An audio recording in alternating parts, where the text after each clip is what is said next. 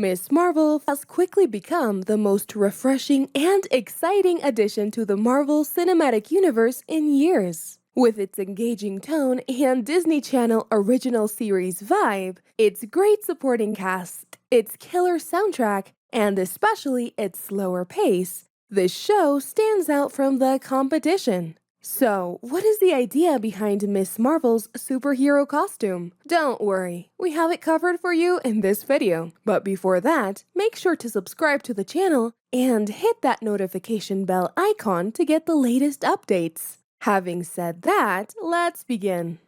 With the MCU determined to make movies into shows, Miss Marvel feels like the first show to take full advantage of its medium. There is much more emphasis on family downtime and personal issues in this show than on superhero action. In contrast to Moon Knight or Hawkeye, the overarching plot of Kamala feels as if is an afterthought, which works well. Kamala, the teen girl, is giving as much care and attention as Ms. Marvel, the hero of this show, making it one of the few Marvel stories that tie everything to its character, from her powers to even her clothing. To date, most MCU heroes have already been designed and finished when they appeared on the screen. There have been plenty of origin stories, but most of them focused on how heroes and villains got their powers, waving away how their costumes were created. Let's take Iron Man as an example. It took him some time to perfect the suit, but he started building most of it immediately,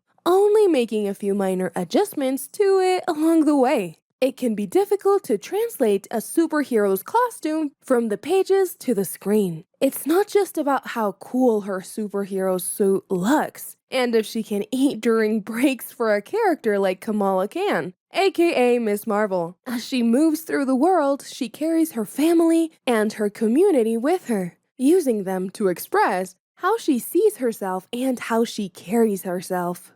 Iman Vellani spoke with Den of Geek for an interview, and the cast and crew were on hand at the show's press conference to discuss the Jersey City hero's costume. She thinks it was a lot of fun transforming the comic book design into something that felt like a supersuit, but also authentic to what the comic did and her heritage as well, as Sana Amanat describes it. It's their first costume made in-house by their costume designer, Arjun Basine, and his team, according to Amanat.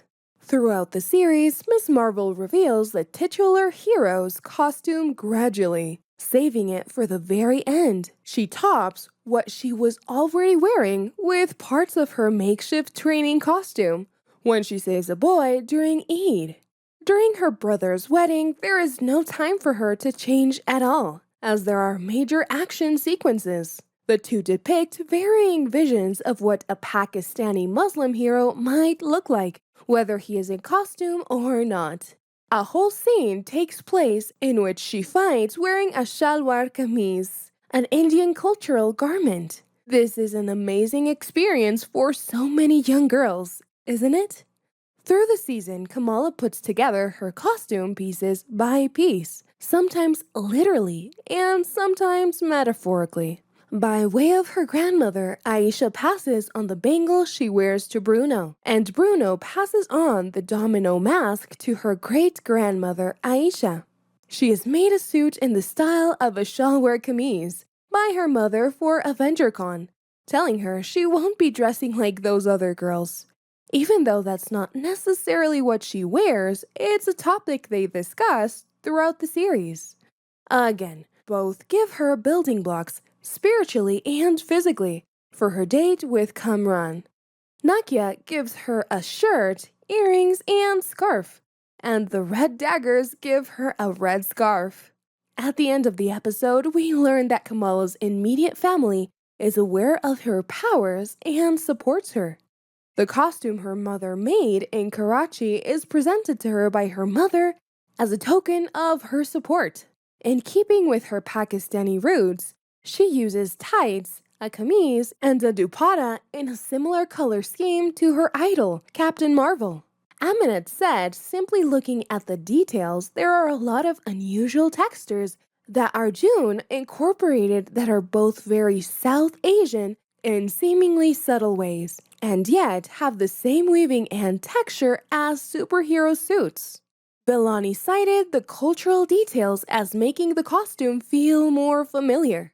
Muniba's decision to commission the suit and give it to Kamala shows how important this is, and how she has to go her way while also taking care of her daughter and never forgetting who she is. Furthermore, the Pakistani Muslim part of Kamala isn't battling with the hero fan part of herself, since they have one point of contact, and that is Kamala. Both characters have grown throughout the season, so it seems like an acknowledgement of their progress.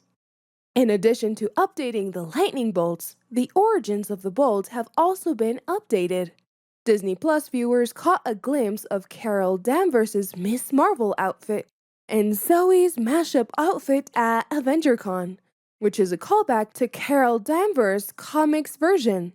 However, Carol Danvers has only ever been Verse or Captain Marvel in the MCU, so she needed a different story to explain the lightning bolt.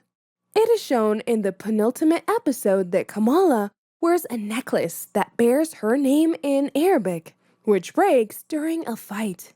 In the Arabic language, Kaf functions similar to a K and is used to write Kamala's first name. It looks like a lightning bolt, which, when picked up by Kamala's mother Muniba, as well as conveying the idea that her power has ties to her Pakistani heritage, as well as embracing her identity and being her kind of hero rather than just dressing like everybody else. Despite being one, if not the first, superhero costumes in the MCU, Kamala's costume has its problem, as Villani noted, and she explained that her clothing was being adjusted to not ride up every time she moved. Compared to most other superhero costumes, especially those for women, Mrs. Marvel's costume is a lot more functional. Rather than heels or even wedge-heeled boots, like many costumes try to hide, she wears Chuck Taylor All-Stars. And she also chooses to wear a shalwar kameez, which gives her a modesty as well. After all, she's a teenager, so she shouldn't be wearing anything too low-cut. It's also somewhat functional in real life, which is good news for Villani. She commented that it was kind of comfortable. She meant that she had heard stories about the Superman suit and everything. She added that it's good that she can use it but needs a little assistance when going to the bathroom. In the final costume, Villani walked from set to set wearing a cape that she described as her Sith Lord cape to prevent the paparazzi from taking pictures. In a fitting, Villani reportedly barred a queue of interested individuals from entering the dressing room because she was keeping an eye on her colleagues on set. In the end, though, they were all able to see it. In addition, she said that whenever she walks onto the set with her giant cape that protects her costume from paparazzi, the whole room just stops. Afterwards, when she takes it off, everyone claps, just like it didn't happen in real life. But that's what she imagined every time she walked onto the set in her supersuit. In her opinion, it was a surreal experience. The same daydreaming tendencies Kamala has are also evident in Villani. It's a sort of full cycle moment for Villani. She said she got emotional when she put on the costume for the first time. Then, when she was 15, all she could think of was her Mrs. Marvel cosplay, which was completely insane because she painted the lightning bolts on her dress, exactly like Kamala does in the comics. There are just too many parallels to count. It's likely viewers have seen the viral image of Villani as a teenage dressing up as Kamala Khan years before her role as the character was cast. In addition, she explains that she read a Miss Marvel just 2 months later when Halloween came around. Then she said, I'm like, I know who I'm going to be. I haven't even read all the comics yet, but I love this character.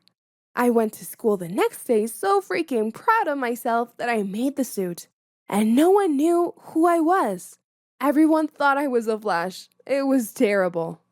Moreover, she said she bought a Miss Marvel comic from the comic book store across the street and was holding it next to her. She also shared that her English teacher was the only one who recognized her as being who she was. Therefore, she holds onto it. At the moment, it seemed embarrassing, but for her, whatever. So, what can you say about the idea behind Miss Marvel's superhero costume? I would appreciate it if you would comment down below so I can get to read them. Also, don't forget to like this video and subscribe to the channel as well.